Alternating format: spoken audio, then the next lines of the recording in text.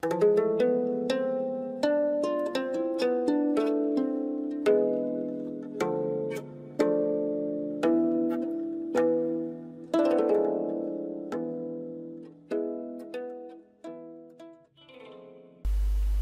selamat pagi, siang, sore, dan malam pemirsa Osaka Jasapa. Untuk Gen Z, sekali lagi pesan untuk para generasi Z, para Gen Z, janganlah berhenti pada tradisi keluarga atau tradisi agama. Janganlah berhenti pada tradisi agama yang sesungguhnya masih punya sumber-sumber asli. Ini era gerbang informasi terbuka, gerbang informasi yang sangat cepat, dapat diakses dengan sangat-sangat cepat. Maka bacalah sumber-sumber asli dari kepercayaan Anda. Tradisi menghafalkan Torah, menghafalkan Taurat itu sudah dimulai bahkan 1200 tahun sebelum Yesus Kristus. Nah, terminologi agama itu muncul sekitar tahun 200 Masehi, sekitar tahun 217-an Masehi, dibawa oleh seorang yang mengklaim diri Nabi Mane. Nabi Mane itu seorang murtadin dari kekristenan yang dia kemudian mendirikan sendiri filsafatnya, ajarannya, dan dia mengklaim diri sebagai nabi sehingga oleh pengikutnya disebut Nabi Mane. Ya, tahun 2017 sampai tahun 260 Masehi. Dasar dari ajarannya adalah dualisme. Karena itu dia merasa sangat tidak nyaman dengan Kristus adalah sepenuhnya manusia dan sepenuhnya Allah. Karena itu dia merasa tidak cocok, tidak bisa menerima. Karenanya dia lebih condong ke filsafat Yunani yang sangat kental saat itu, sangat populer, yaitu dualisme. Yang hitam dan yang putih tidak pernah bisa gabung. Yang baik, yang jahat, the good and the evil, baik dan jahat tidak pernah bisa bersatu. Jadi manusia, daging ini itu adalah yang jahat, sumber dari kejahatan daging ini. Jadi tidak mungkin dia tidak mungkin bersatu dengan sumber kebaikan. Yang sumber kebaikan adalah yang tidak berdaging, tidak berjasmani. Inti dari ajaran dualisme bahwa itu akan tidak mungkin jika yang namanya daging bertemu dengan yang namanya roh gitu. Jadi agama itu dimulai oleh Mane, Nabi Mane, tahun 2017. Dan terminologi agama itu din atau agama, Dina Nukra atau agama terang, itu dimulai oleh Mane, kelompok Manekian itu. Nah, karenanya kalau saudara Gen Z mau merunut dari awal, maka saudara akan mendapatkan semua yang terjelas, semua yang paling terang gitu. Dengan bagaimana manusia itu memikirkan ajaran kemudian menuliskannya, semua bisa terungkap jika Anda belajar dari awal.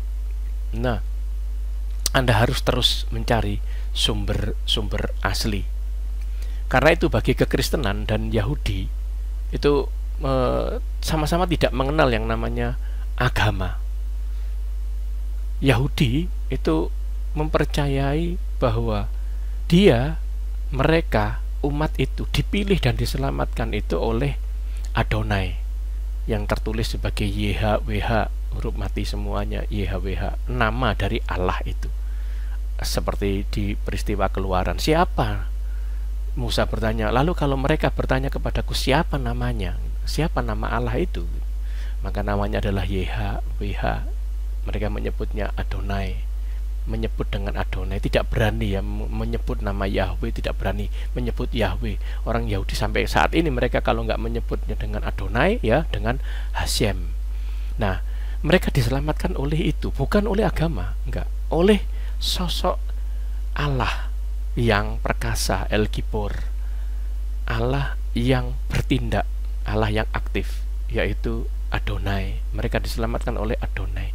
Adonai itu siapa?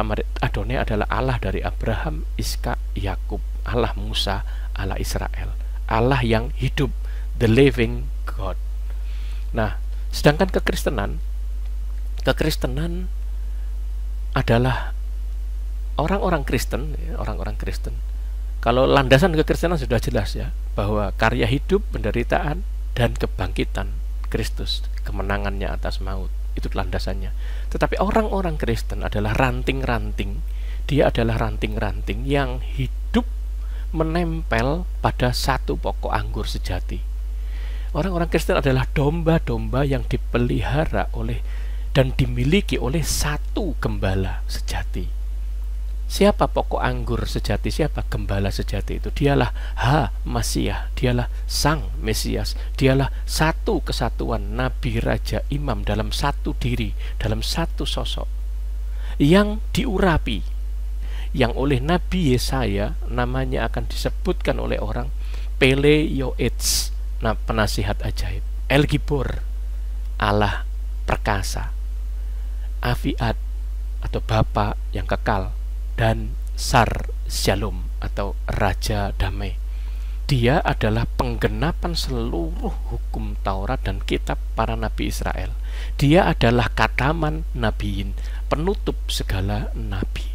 Dia adalah firman Allah yang menjadi manusia, yang sudah mengalahkan maut dan menjadi jalan kebenaran dan hidup itu sendiri. Gensi, jika Anda masih hidup dengan kuk agama, kuk itu tahu ya, yang dipasang di lehernya sapi atau kerbau untuk membajak, kuk yang dari kayu, yang nantinya akan dibebani orang di belakangnya untuk membajak.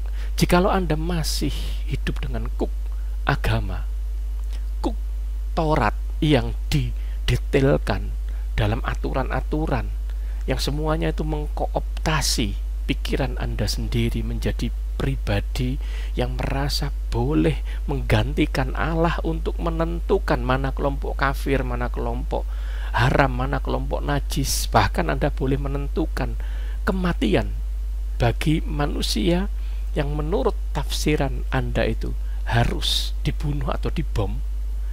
Kalau Anda mengalami itu, maka itu tandanya Anda sesungguhnya sedang ketagihan narkoba agama. Itu sangat membebani hidup Anda. Dan perlu Anda ketahui bahwa Sang Mesias, Ha-Masiah itu, Sang Gembala sejati itu, Sang pokok anggur yang sejati itu sudah berkata, "Marilah datang kepadaku, kamu yang letih, lesu, dan berbeban berat. Aku akan memberikan kelegaan kepadamu. Sebab kuk yang kuberi itu enak dipakainya, dan bebanku pun ringan." Itu kata-kata dari Sang Mesias itu. Jadi Gensi, Anda tidak diselamatkan oleh doktrin keesaan Allah atau tauhid.